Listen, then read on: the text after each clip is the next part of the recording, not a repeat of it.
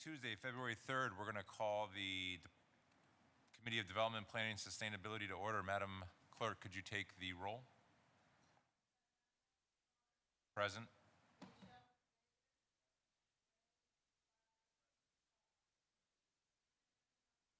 Thank you, Madam Clerk.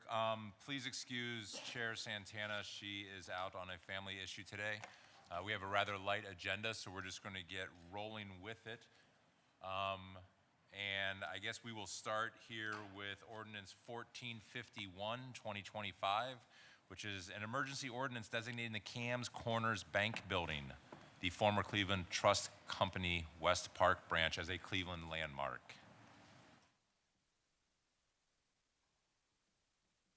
Mr. Carl Brunez, if I am terrible with names, but I think I have your name memorized. Thank you, Mr. Chair. Carl Brunges. Brunges. Good morning. Welcome to Cleveland Landmark staff. Yes, sir. We have one new member of council on this committee today, Councilman Davis. So I think you might know a lot of these folks already, but Yes. if not, I want to make sure that everybody knows everybody. So All met at some point. this is your show. I hand it over to you. Thank you very much. The Cleveland Landmarks Commission nominated the building for landmark status on February 13th, 2025. Since written consent from the owner was not received, a public hearing was held on August 18th. We've made multiple attempts to contact the owner, but they have not commented either for or against the designation. The building is located at the northeast corner of Lorraine Avenue and Rocky River Drive at Cams Corners. The Cleveland Trust Company had its origins as a planned safety deposit box company in 1893. In 1894, state laws were modified, allowing for trust companies to also conduct safety deposit and banking business, so as long as they kept those activities separate. It was with these rules in place that the Cleveland Trust Company was formed. Taking residence in the newly built Garfield building, the bank officially opened in September 1895. The banking business took over a portion of the first floor, while the trust business and safety deposit vaults remained in the basement until 1898. After a merger with the Western Reserve Trust Company, the main banking room moved down the street to the corner of Euclid Avenue at Public Square in the Williamson Building. The acquisition of the Windermere Savings Bank also at this time became the first of many as they looked to expand to have a bank in every neighborhood. Their new office opened at Euclid and East 9th Street in 1908. Additional smaller banks were acquired, and by mid-1920, there were 23 branches. Cam's Corners was named after Oswald Cam, a Swiss immigrant who arrived in the area in 1875. He was eventually made the local postmaster operating out of his store, which would lead to the naming of this intersection. Rockport Village was still a small countryside community at the turn of the 20th century. The neighborhood grew, and the now named West Park was annexed to the city of Cleveland in 1923. The West Park Savings and Banking Company was formed in 1915. The bank was located on the north side of Lorraine, just west of Rocky River Drive. The Cleveland Trust Company acquired the bank in late June 1920, establishing its 24th branch, although some sources would say it's its 25th.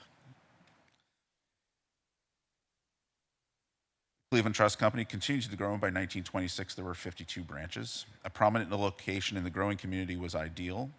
The building was designed by Alfred G. Hall, who was the in-house architect for the company for over a decade. He designed several renovation programs for the company and new buildings in Bedford, Cleveland Heights, Painesville, and Lakewood. The building is significant architecturally as an example of neoclassic commercial structure. This was an important style for banks at the time, which implied both stability and strength. The building was opened on June 11th, 1927. At the end of the year of completion, there were now 57 branches.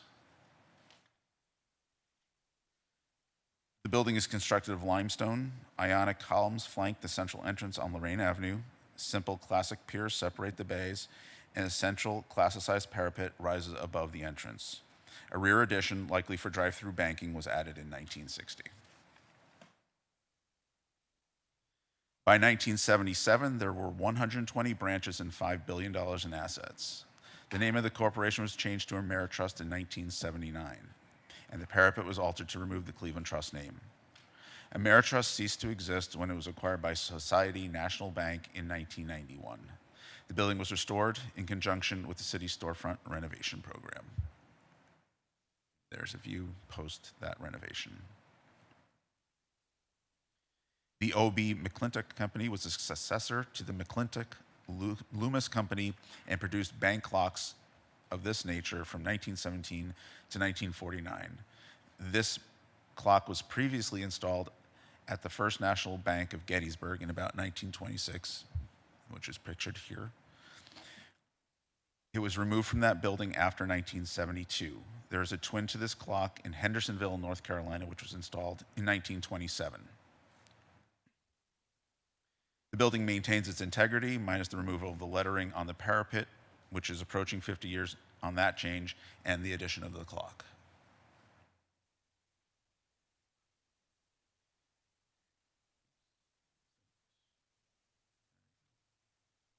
That is the end of my presentation. Thank you. Okay, thank you, Mr. Brunges. Brunges? Brunges. Brunges, okay, I'm sorry, I will get there. Always love the history lessons, fascinating stuff to know about our city. I would open any discussion to the floor. I would obviously defer to the councilman from the Cam's Corner, if you'd like to start. Sure. So obviously supportive. Noticed over the years that there is, compared to other neighborhoods, somewhat a lack of designated landmarks in the current Ward 15. When I came into office, there were 2. There are now 3. This would be the 4th. So we are trying to make a concerted effort to start to more outwardly acknowledge the neighborhood's history, especially since we are just a little over 100 years since West Park voted to join the city of Cleveland in one of the last major suburbs to do so.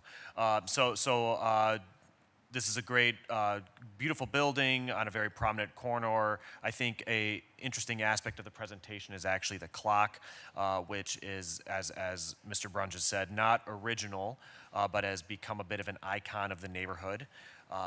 It's the difficulties in keeping it repaired is a bit of a joke on the neighborhood Facebook pages. But the tie with Gettysburg, Pennsylvania, I think is particularly interesting and something I didn't know about this coming into the process. So very supportive, and thank you for all the help. Thank you, Councilman Slife. Anybody else comments or questions for this issue? Okey doke, seeing none. What's the language I use here? Stands approved. Ordinance. Ordinance number 1451-2025 stands approved. Please sign up. Thank you. All right, great. We're moving. We're rolling. Up next, we will go to Ordinance 1536-2025. This is an emergency ordinance to amend 3103.21 of the Codified Ordinances of Cleveland, Ohio, 1976, as amended by ordinance number 2393-02, passed February 2nd, 2003, relating to fees for hearings and time extensions before the Board of Building Standards and Building Appeals. And I don't know how I'm supposed to know who's presenting. I know we've met, but I apologize if anybody's name is written down. I don't have it, so please remind me. Carmela Davis, Executive Secretary. Carmela Davis, Executive Secretary, Board of Building Standards. That's correct. Callie Mersman, the Chief Planning Director for the City of Cleveland? Just planning director. But Planning Director for the City of Cleveland. Good morning. Thank you for being here, and please tell us what you've got in mind. Happy Tuesday. Well, back last year in September, Governor has signed for expedited hearings on adjudication orders, which will affect how the board operates. I'm sorry, yes, could you please, My apologies. we put in new speakers so they work a lot better. Okay. So last year, back in September, the governor signed into law for expedited hearings on adjudication orders, which we can charge anywhere from $500 a day or up to $1,000. And those hearings will have to take place within 48 hours after they filed an appeal, which would cause us to have more hearings within a year.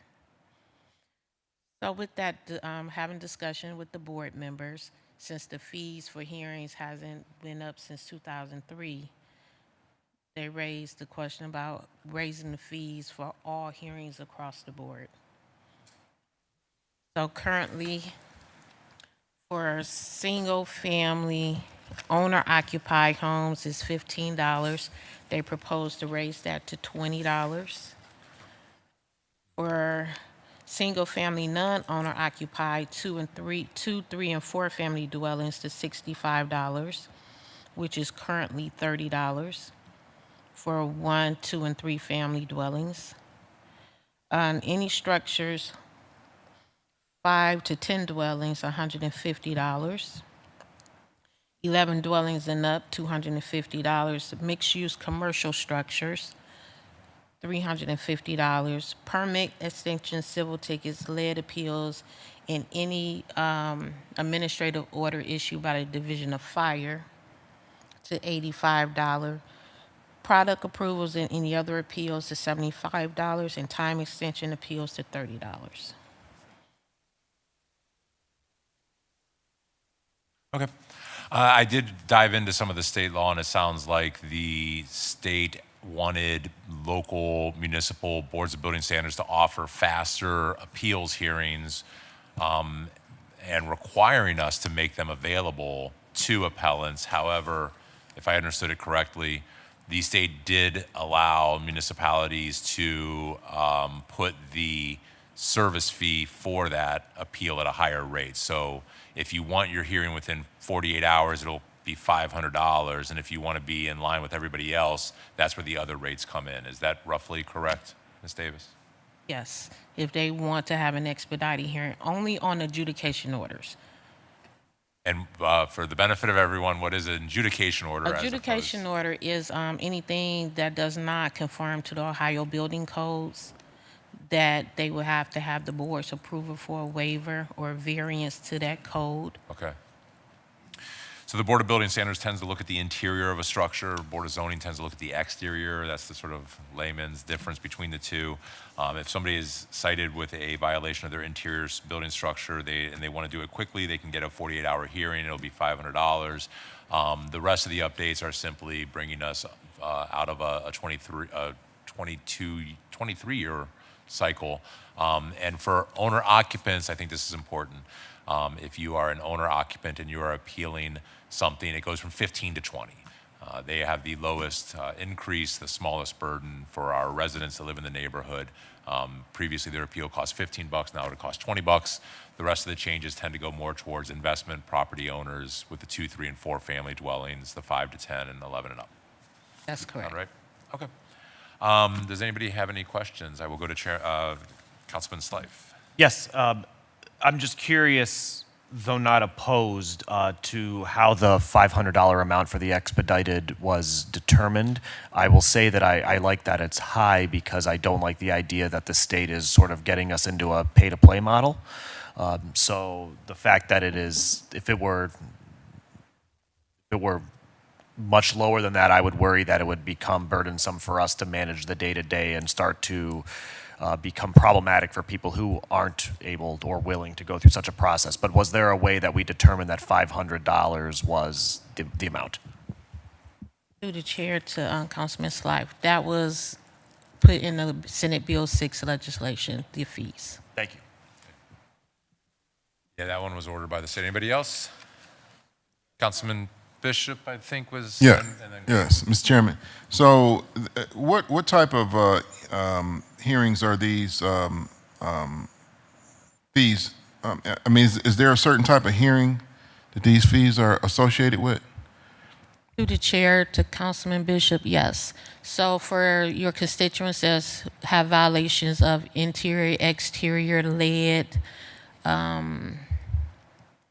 fire damage, anything like that, those are what these hearings are pertaining to. So, if you get violated, if the city violates you, and you have to pay for your hearing, is that what I'm hearing? Yes. Pretty much. And If these, you want additional time. If So you it's want additional optional. time. Yes. You can either get the repairs done within 30 days, or if you cannot repair within 30 days, you have the option to file an appeal with the board to grant you more time. okay. And the state, and I didn't hear quite, I didn't quite understand when, what Councilman Slife said. The state has mandated us to raise these fees, or they gave us permission to raise these fees? The state gave us permission to charge for expedited hearings dealing with the Ohio building codes. Okay, So, for instance, say that the Brown Stadium wanted to make some changes, upgrades that does not meet code. So instead of waiting 2 weeks to get that on the board's agenda, they can opt to do it within 48 hours, and we will have to hold that appeal, that hearing within 48 hours. the expedited fee. That's correct. Okay, all right, thank you, Mr. Chairman. I think it kind of works like a fast track. If you want to hurry up and get on the agenda within 48 hours, you've got to pay the higher fee. This essentially is what it is. If you want to stay in line with everybody else, you pay the regular fee. Councilwoman Gray, did you have? Chair, it was a similar question to Councilman Bishop. The appeals, hearing appeals board, and I've been there several times with the owners in my award, so I try to get there so I can understand your process, which works out for the neighborhood with the houses that we deal with, and they have to take care of it. So I don't oppose that at all. But my question is, so they have 30 days to, you give them 30 days to repair, upgrade their house. And if they don't do that in 30 days, if that's not done in 30 days, what is the next process if they don't want to expedite? Do they have, after 30 days, they come back, the house is not in the condition that it should be? Are they given the extra 30 or 60 days, like the process is already or if they don't want to expedite per se, what happens after 30 days? Through the chair to Councilwoman Gray. So I think I understand what you're saying. So if they don't ask for an expedited hearing, okay, then when they go before the board, we, of course, get a report from the Department of Building and Housing from the inspector who issued the violations. And within that report, they'll say whether progress has been made, if permits were required, have they pulled permits, any type of improvement to the property, and that's related to the members. So then they look at the pictures that was submitted by the inspector, and then they gauged on the time that the violations was issued, if that appellant is granted any more additional time. Right. So it also depends, like now we in winter time, if people are cited for exterior maintenance dealing with paint and gutters hanging, we know in this type of weather it's kind of difficult to get those things done. So more than likely they would issue them additional time to get those repairs corrected. And that's a good answer I'm looking for, but also Chair to, I forget your name.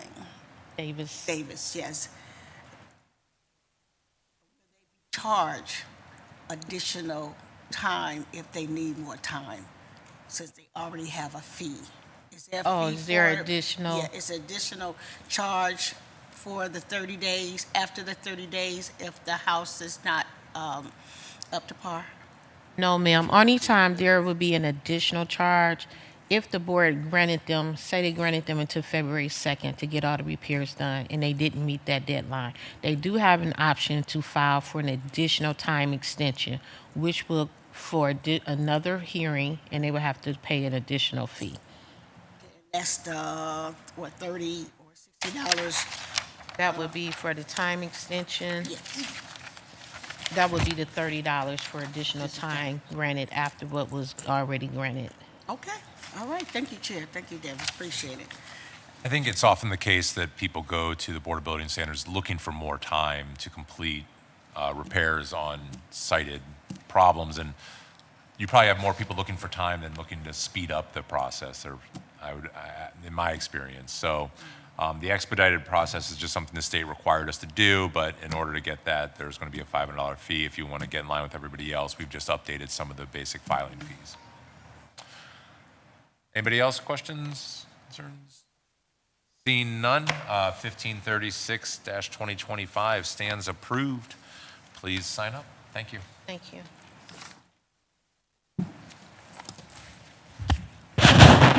That leaves us with our last issue for the day, ordinance number 28-2026, an emergency ordinance authorizing the Director of Development to enter into an option to lease agreement for a period of up to 1 year with Penrose Holdings LLC or its designee for city-owned property located at 4242 Lorraine Avenue for future redevelopment. I know Ms. Trudy Andrzejewski is here today. Yes. She's come to the table quite a bit. We have another gentleman as well. Hello, my name is, thanks. Oh, right. You press it till it turns green. Great, thank you. My name is Jeff Mills. I'm the Regional Vice President for Penrose in the Midwest. Okay. We are doing the request here is a lease extension. So Ms. Andrzejewski, Option agreement. Option agreement. Yes, Okay. thank you, Chair. Clarify us. Thank you, Chair Harsh, and thank you, members of Council Committee. This will probably look familiar to many of you, but since it's been a little bit since we've been at the table, I just wanted to take the opportunity to brief everyone. And we have had the opportunity to brief Councilman Davis on this proposed legislation as well. And again, I'm joined here with Jeff Mills, who has been an awesome project manager and now Senior Vice President for this project, which proposes affordable housing in Ohio City at the former McCafferty Health Center site, soon to be former McCafferty Health Center site. Just a little bit of background. This presentation will look familiar because we already have legislative authority to enter into a ground lease or sale with Penrose. However, we are seeking actually a less strong form of site control for the purposes of securing funding sources that will not create a choice-limiting activity. So I'll provide a little bit more detail on that, but just wanted to overarchingly say the purpose of this piece of legislation. The city-owned site we're working with is 4242 Lorraine Avenue, where the current McCafferty Health Center building is located. The site is located at the intersection of West 44th and Lorraine Avenue in Cleveland's now Ward 7. The Department of Health has operated out of approximately 25% of the building for several years, with more than 3/4 of the building sitting vacant. And so Public Health will be relocating its services to the nearby Blanket Mills building, which is also an affordable housing project just down Fulton, where it will be more efficiently fitting its programmatic and client needs. And we've partnered with Public Health to be proactive about figuring out a future for this site that will soon be vacant. A quick update there is that Public Health is planning to relocate in March, so that is coming up soon, and they'll be placing signage at the site directing clients and residents to their new facility in the coming weeks. So in fall 2024, we were able to partner with Public Health to issue a request for qualifications to attract real estate development firms to reinvest in the site specifically for the purposes of affordable housing. And through that process, Penrose was selected. I just want to say that I strongly believe that placing affordable housing where we have access and where residents will have access to high quality services and amenities is a very important role that the city can play. So I feel grateful to be a part of a project like this. Just very briefly, what the request for qualifications asked for was affordable housing at the site, ground space, nonprofit or social services space, and a public amenity space flanking the corner of West 44th and Lorraine. We do require, obviously, engagement and community collaboration, and then the project will be subject, of course, to our Office of Equal Opportunity related CBA requirements, small business requirements, but that will come at the time when the project team is seeking financial incentives from the city. At this point, for the purposes of this legislation, we're just seeking the option agreement.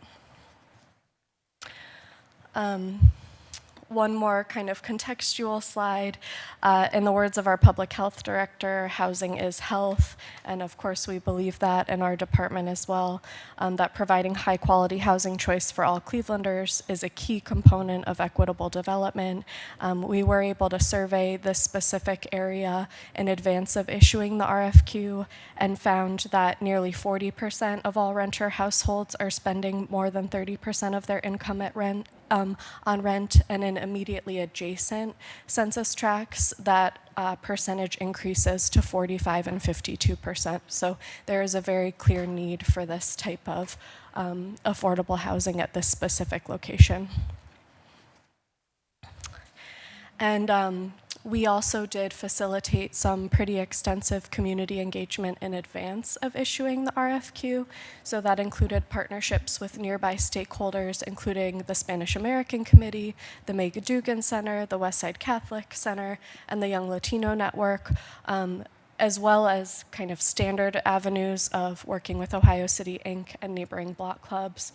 We felt it very important to work with social service providers who are working with clients who would specifically be users of an affordable housing project. So again, we were honestly pretty proud of those efforts because those are typically people who aren't engaged as directly in this type of project. And with that, I'm going to pass it off to Jeff to go through a couple quick slides related to the actual proposal, followed by project milestones. Sure. Thank you, Trudy. So again, Penrose is co-developing this project with Ohio City Incorporated. They will be co-developers and co-owners of the project once it's complete. We are pursuing low-income housing tax credits as a source of equity for this project, and one piece of what will likely be a very large capital stack. The project proposes between 62 and 72 units of housing at the site, and that would be between 30% and 70% of AMI. When we start talking about AMI, it gets a little fuzzy because it's hard to communicate, but I can share with you that for a one-person household, the 30% area median income, 30% of area median income is an annual salary of about $21,000. So that would be the low end of the income spectrum. And at the higher end of the income spectrum, a four-person household at 70% AMI would earn just under $70,000. So what we're really trying to accomplish here is to provide units for a broad range of residents. And the way that translates into rents, for an efficiency or a studio, the 30% AMI rent in Cleveland is $522. So that would be the low end of the rents. And a three-bedroom at 70% AMI would be $1,800. And so, like you can see, that's a very large gradient of rents that is aligned to the incomes of the individuals that we're seeking to serve. And yes, we have, all of our projects have an emphasis on environmental sustainability. More often than not, they are LEED and oftentimes LEED gold or even platinum in certain instances. We love the fact that this is located on an amenity-rich corridor, a transit-rich corridor.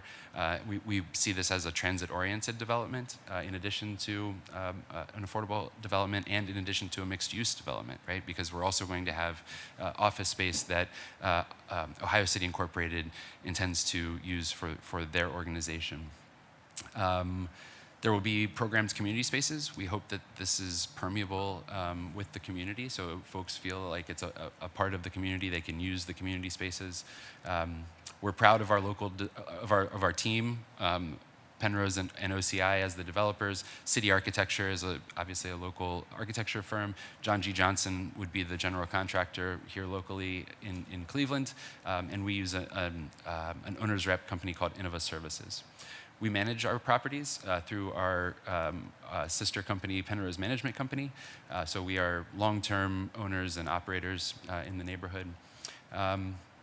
And this legislation to obtain site control through an option to ground lease is what is needed to establish site control for the purposes of the 9% application to OFA, which is due on the 28th of this month. And of course, it'll go to landmarks and design review. Lots of milestones here. We were awarded the RFP in November of 2024. This is going to test my vision here. Sorry. We immediately began a very intense community engagement process. We have met with the community 4 times now, and in meaningful ways, ways that have informed the design of the building and ultimately the population that we seek to serve.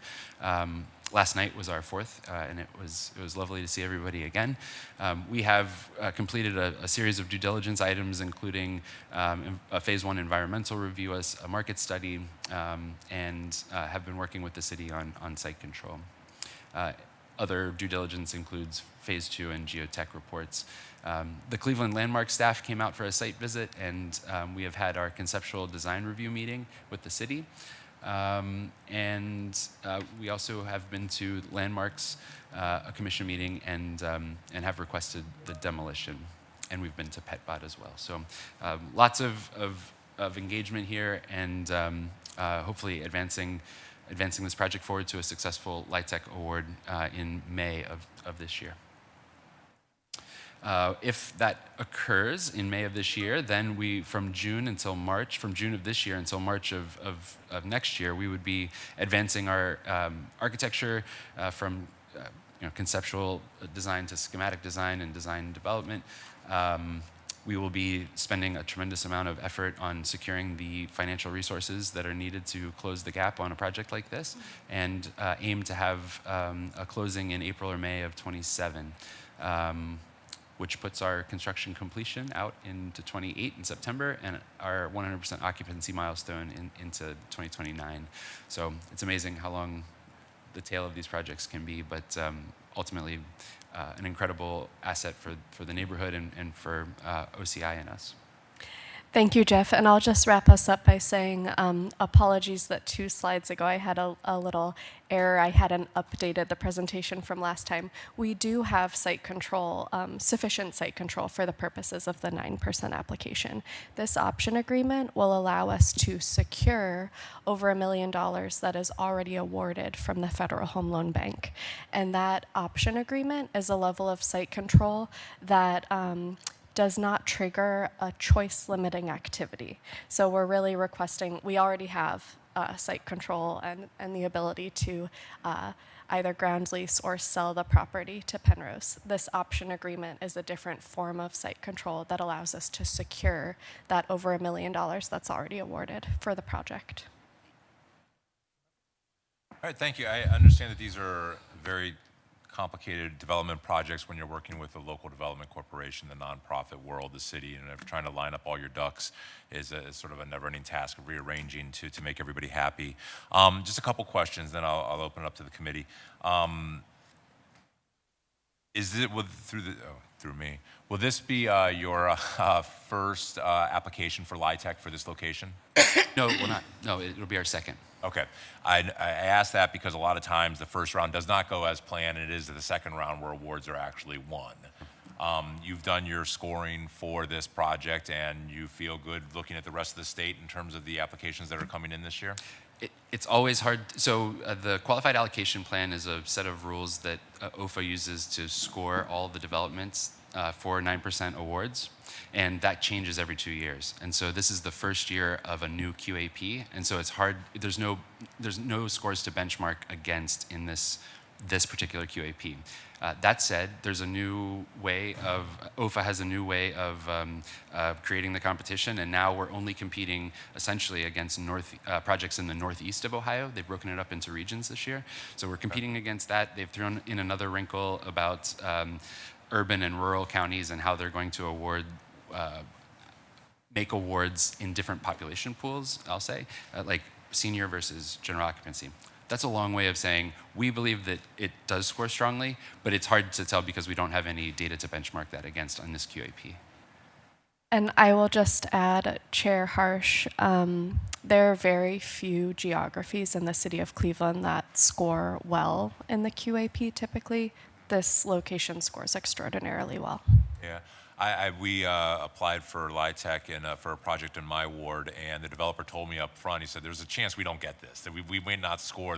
Yeah. The score was high enough to try. Yes. But we didn't feel good and we didn't get it, so I know that there's some, you can look at the crystal ball a little bit and you feel good. Yes. Okay. That was the only question I have. I know that we've been working on this for a little while. I want to open it up to my colleagues. I know Councilman Davis, this is your ward. Like That's to go? right.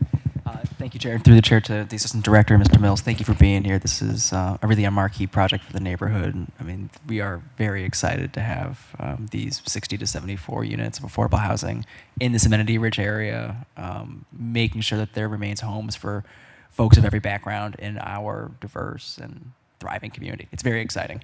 And I just want to clarify the legislation before us is just for this, the option, right? This is the narrow path or the golden way between keeping the banks happy so that Penrose has sufficient site control without doing a choice limiting action, which would frustrate the feds. So this legislation is very simple. It's just a technicality. Is that right? Yes.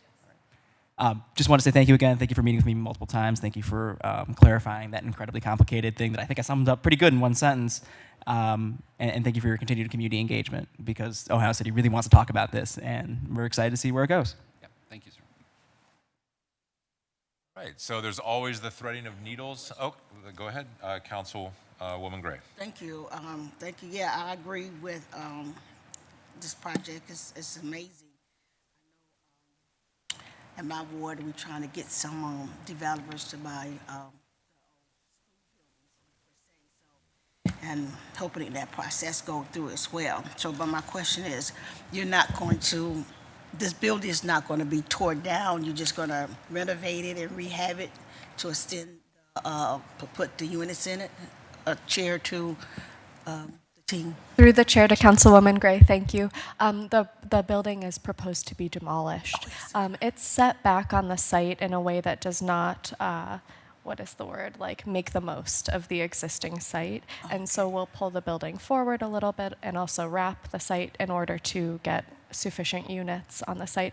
The property itself, too, was built, I believe, in the 70s. It might have been the early 60s, but that's part of our conversations with Landmarks because it is in a landmark district, but the property itself is not a contributing building to the Landmarks district. So there still has to be a vote, but generally the site visit with Landmarks went very well, and we have no reason to believe why there wouldn't be support.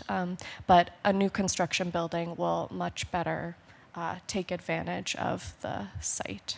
Okay, all right, that's it. That's the only question. Okay, fantastic. Thank you, job. Council Lady. You Congratulations. can always tell the 60s and 70s construction because the buildings look like mushrooms and they're surrounded by parking. They stick out like a sore thumb.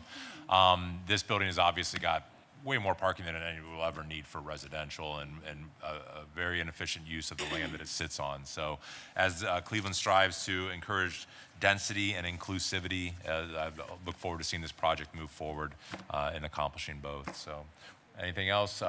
Without objection, ordinance, oh, I'm sorry, I apologize. Councilman Kevin Bishop. Thank you, Mr. Chair. I didn't see, how many parking spaces goes along with this property? Through the chair to Councilman Bishop, for the existing site or the proposed site? The proposed site. I believe it's 42. I could be off by 2 or 3, but 42.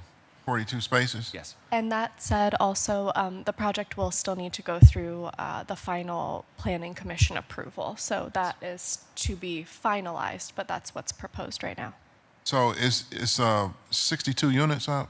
I'm here. Is that correct? Between 62 and 72, we haven't finalized the unit count just yet. Okay. And this will be managed by, do you have a management Yes. plan for it? Yes, sir. Through the chair to the councilman, Penrose Management Company will be the Penrose? manager. Yes. Okay. All right. Thank you, Mr. Chairman. Okay. Thank you, Councilman.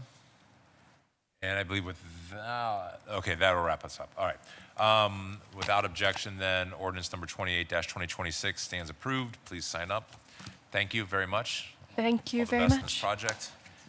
And that concludes this meeting of the Development Planning Sustainability Committee. We adjourn until the call of the chair. That's it. Oh, Bishop, sign. Bishop.